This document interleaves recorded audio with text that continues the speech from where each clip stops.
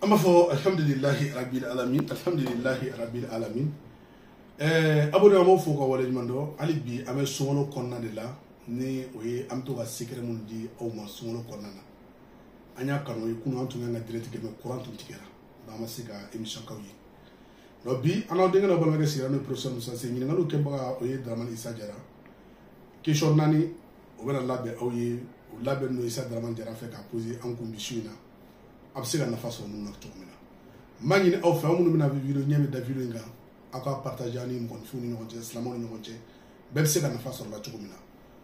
amma fo ambalma ke akaka nyini ngalu ke inshallah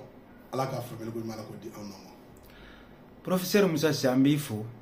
ka abonné au befo kena kerle anambi kalom na no esungalo atime wonyuma ala utala ko ti anamba dal silame bema professeur e ka chesri ani ka wuli ka jo o ye wala sa buna da madom sika were soro chuga mina tienka ka sabu ke e bi fe menu fo e ere ko te ko ala utala e alqur'ane di rasulu na mandoma ko ni an kamana gana anga ta abakono professeur ambi fo ami kalom na ni o e sungalo nyire bonya kama hakilla furu chama unkera ka beni sungalo nye wa chama fana bi labena nga professeur am sega mundike wala sa am sega furu soro tieka furu mimbe ni abarikalen furu mimbe ni labambala professeur ande meni faida alhamdulillah rabbil alamin Dramane Issa Diarra mi fuko so ambalom musu mun me furu nyini amena fenkili ni nyinu fe kolobo mbunya kama munu me ka furu nyini tieka ne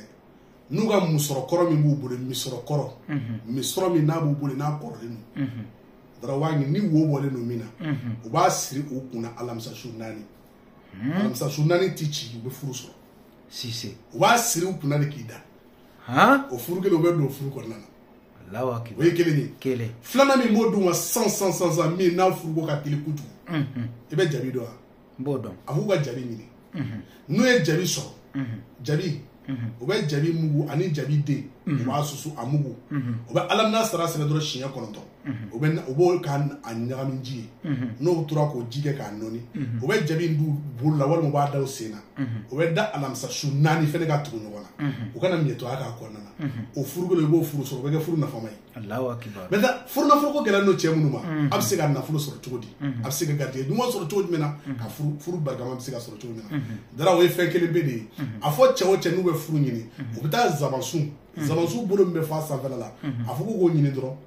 nu yo so o ni timini o ba fla mu bo o ba ke no bu ko na shukele bi o ba ko alamsa shukuda Allahu akbar do ni nyini ngale mu ko professeur si professeur ambi fo ni amboray ambi ta dengola dengo gele ale no mamino ma bon ni dengo gele no mo ma yoro kilimpi Dramane ya foku ka yiro ko trigi o be trigi dili ni do akera che akera musuyi no e trigi dili so o be bisinna ramana do wasere shiye keme do no asere shiye keme no wa to trigi dili no wa to be bisinna ramana na shiye keme kaga o wa to be na cheba mi musu wa mi o dengi lo boso siga de tala akera dengo gele sugo to dengi lo boso mais nani chemu wala fene ko tay ko fenge de bala do tay fenge de ga dogon ga dengise de ga dogon o lo be zegene dengi ni do ni zegene de so o ba noni o jimi me bo nama me bo we malo seri to be me malo seri ti mo ko so be e malo seri to be nay to ga mi do o malo kise kilo malo kise la ga dengise che fa Allahu akbar do ko do ya fra si inshallah professeur ambi fo émission jagnate émission dogoyate min be fo o de kolo ni amboray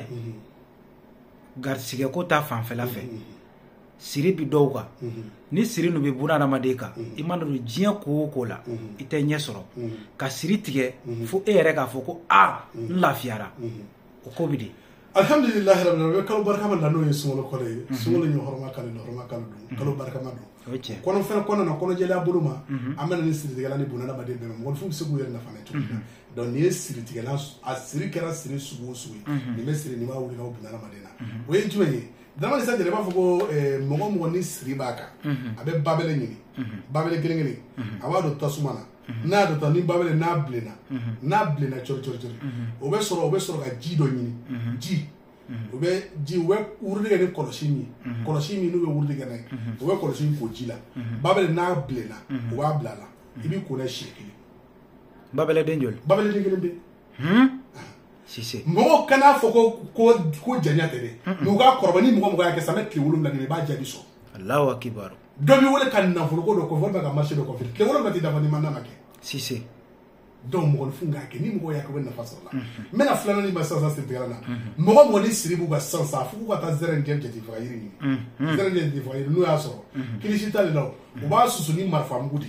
marifa mugu n'u y'a susu n'a ye ka kɔgɔfin fɛnɛ k'a susu ni kɔgɔfin ye a mugu to k'a di mɔgɔ ma k'u ka to k'a don ji la k'i ko n'a ye a bɛ dabali bɛɛ tiɲɛ a bɛ siri bɛɛ wuli ka bɔ yen Sise donc n bɛna min d'a kan n'o ye garijɛgɛ ye i bɛ taa k'i ka question laban di o ye garijɛgɛ nin y'a tout court garijɛgɛ bɛ se ka sɔrɔ bɛɛ fɛ cogo min na nin ye kɔnɔdiya ne yɛrɛ bɛ tɛ ka nin ko i bɛ yiri dɔ bɛ yen nɔ u b'a fɔ ko alajɔ alajɔ yɔrɔ ju t'ale la o ayi alajɔ dara mɔgɔ mɔgɔ bɛ k'an filɛ nin video filɛ sisan u ka alajɔ kuru kelen bɛ ɲini dɔrɔn u b'a mugu bɔ n'u y'a susu k'a mugu bɔ mugu k'a mara wolo dɔrɔn to k'a don ji la ka to k'u ko n'a ye mais n'i b'a fɛ i ka nafolo ka se ka ji di o la i bɛ parfum dɔ ko dunuya i bɛ parfum dunuya ji k'a la i to jitigɛ fila jɔsi la ka taa i ka magasin na Sise mɔgɔ mɔgɔ n'i y'a kɛ i ka garijɛgɛ ko t'i jɔ a t'i yɛlɛma Sise donc n b'o fɔ mɔgɔ mɔgɔ b'an filɛ n'i ye kɔnɔjɛlenya fayidaw ye minnu bɛ ka di sunkalo kɔrɔ bonya in kɔma donc an bɛ nin fɔ bunahadamaden mɔgɔw k'o nafa n'a ye jamana sera ni ɲininkali laban b'i bolo i b'o kɛ an bɛna tila k'a don professeur ka secret la ani an y'a kanu fɛnɛ dara fɛn dɔ bɛ yen n bɛ ka baaraw kɛ n bɛn'o bila e yɛrɛ ka bila la sunkalo yɛrɛ bonya kama n b'o bila n ka abonnew ye mɔgɔw b'a sɔrɔ fo ka taa se sunkalo banni ma a t'i jɔ fo ka taa se sunkalo banni ma n'o ye professeur Mamɛdi Se a tun bɛ wusulan dɔ dilan n'an k'a ma ko tilebato yiri wusulan ale ni wusulan dɔ bɛ yen n'an k'a ma ko wolowolo nɔnɔ wusulan an y'a fila fara ɲɔgɔn kan wolowolo wusulan ni tilebato yiri a fila an y'a fara ɲɔgɔn kan kɛ wusulan bakuruba kelen ye an bɛna bila mɔgɔ kan mais a baara bɛ ban ka bɛn ni sini n'a baara banna sini juma an bɛna i ka numéro di mɔgɔw bɛ se k'a sɔrɔ cogo min na nɔgɔya kɔnɔna na ani professeur ye kasɛti minnu bɔ an bɛn'o kasɛti dɔw présenter mɔgɔw la mais ɲininkali laban b'i fɛ Dramani Sadiri i b'o kɛ su o su kɔni ni Ala sɔnna an bɛna don secret kɔnɔ mais mɔgɔ minnu b'a fɛ ka question bila ɲininkali gɛlɛn o dara i bɛ tila k'i ka numéro di mɔgɔw ma a kɛra ɲininkali nasira o nasira ye sunkalo bonya kama an bɛna a bɛɛ jaabi aw ye n'Ala sɔnna secret o secret ka d'aw ye ɲininkali ka d'aw ye professeur de la a y'a kɛ sunkalo in kɔnɔna na ni Ala sɔnna a m'aw jaabi n'Ala sɔnna parce que su o su an y'a kanu même si ni secret naani don walima secret duuru an b'o di aw ma ni Ala sɔnna inchallah o de la professeur bɛ se ka kasɛtiw dara kasɛti originaliw bɛ yan a ka ca donc a fayidaw yɔrɔ kasɛti n dɔw kɔrɔla n dɔw ye kasɛti kɔrɔkɔrɔbaw de a dɔw an y'a enregistré la ka enregistré fo ka dɔw kɔrɔ donc kasɛti in yɛrɛ bɛ taa fɔ plus de 1800 kasɛti mɔgɔw y'a commandé ka caya depuis y'a fɔ kunna sini mɔgɔw bɛ k'a commandé kɛ mais n b'a kanu dɔnnibaaw ka kasɛti in commandé ka caya anw ye dɔnnibaa ye walima anw minnu bɛ yen ni courage b'aw la dɔnni baara la a bɛ se ka kasɛti in commandé a b'o dɛmɛ kosɛbɛ professeur ka kasɛti a ye san 30 de kɛ dɔnni ɲini na fo ka taa se n'a ye professeur ya sɔrɔ ka taa fɔ Inde jamanaw kan ka dalilu ɲɛɲini o kasɛtiw minnu bɛ yen a bɛ bunahadamadenw na dɔw ye yiri gansan ye dɔw ye tukɔnɔfɛnw ye dɔw ye jikɔnɔfɛnw ye dɔw ye kilisiw ye dɔw ye fayida gɛlɛnw ye a nasira bɛɛ bɛ kasɛti ninnu na donc an b'a kanu ni mɔgɔninfinw ye mɔgɔ minnu mago bɛ kasɛti la u bɛ se k'an tɔgɔ kɛ u k'a wele kasɛti bɛ se k'a ci whatsapp kan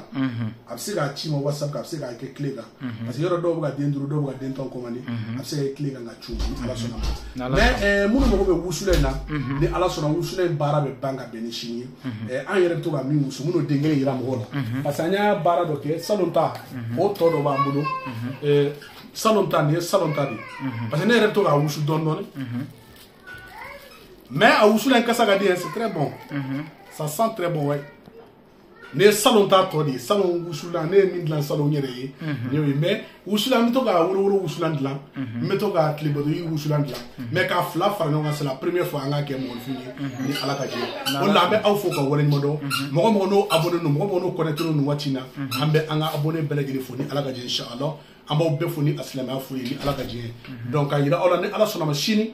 wusulanko ye min ye an bɛna an da don a la ni Ala ka jɛ an bɛna an da don wusulan donc an y'a fɔ aw ɲɛna cogo min na wusulan in sini an bɛna an da don a détail la parce que nin ye ne ka salon ta tɔ de ye n bolo maintenant mun bɛ ka dilan sini o baara bɛ ban n'a baara banna a bɛ se k'a sɔrɔ cogo min na Dramani Sadiri ka numéro bɛ di aw ma ni Ala ka jɛ aw denkɛ dɔ b'ale bɛ tunu professeur Musa Sise mais professeur Mamɛdi Se ka kasɛtiw n'a b'a fɛ k'a sɔrɔ a b'an dɔgɔkɛ wele a ka numéro whatsapp o ye 76 17 16 84 76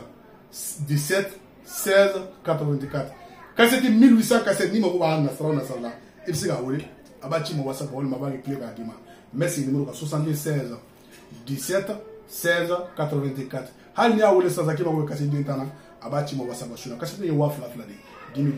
maintenant Dramane Issa Diarra b'i ka numéro di mɔgɔ min b'a fɛ ka question bila ka na i ma a bɛ se ka bila i ka WhatsApp numéro kan ɲininkali ka don fo ka taa se sunkalo ban et puis des questions confidentielles aussi n'a b'a fɛ hali question confidentielle a bɛ tɔgɔ kana fɔ a bɛ se k'o bila ka minɛ alors degun gɛlɛn minnu b'aw kan a kɛra bana san tan banaw san yirika banaw walima degun gɛlɛn minnu b'aw kan a bɛ se ka weleli kɛ an bɛ se k'o jaabi n'a ye Dramane Issa bɛna a ka numéro d'a ma mais wusula in n bɛna kɛ ka boli adamaden bɛɛ nafa sani sunkalo ka ban a bɛ to sen na fo ka sunkalo ban mais a mana bila fɔlɔ a baara bɛ ban sini juma ni Ala sɔnna ma aw k'an bɛn ni Ala sɔnna ma. Professeur Musa Cissé an b'i fo ka i ka abonnew fo ka sababuya kɛ i bi cɛsiri min na ani wuli ka jɔ i ka abonnew olu kama ka sababuya kɛ bunadamaden ni i filila i jujɔn kɔ i labanko b'i kamana gan an ka cɛkɔrɔba ni o ye Professeur Mohamed Cissé Alahu Taala ka a dayɔrɔ suma ale ye san 30 de kɛ dɔnni ɲɛɲinini na o bɔlen kɔfɛ a yɛrɛ ka ɲɛnamaya kɔnɔna na a sera ka kasɛti 1800 a ye o de bɔ foyi t'a kɔnɔ ka bunadamadenw nafa ni a ye k'a daminɛ yiri ka dandanfɛnw jijikɔrɔfɛnw fɛn bɛɛ fɛn o fɛn bɛ yen ko a bɛ se ka mago ɲɛ a ye da se a bɛɛ ma o bɔlen kɔ e y'i sen da o sendannɔ na i fana bɛ ka bunadamadenw fana dɛmɛ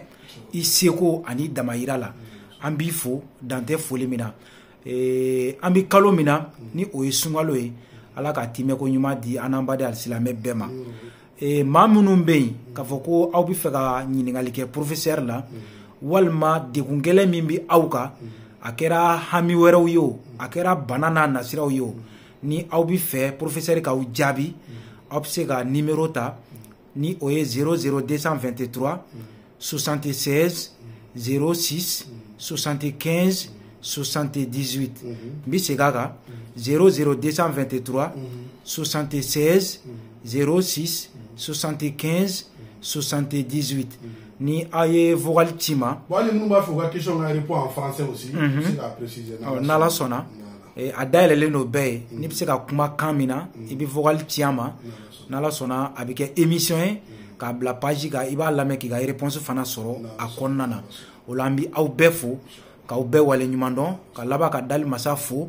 Alahu Taala k'an bɛɛ lajɛlen mago n'an haminanko dilan ka Professeur Musa Cissé to an jigiyaw kɔrɔ aw salamu alaikum wa rahmatulahi taala wa barakatuh.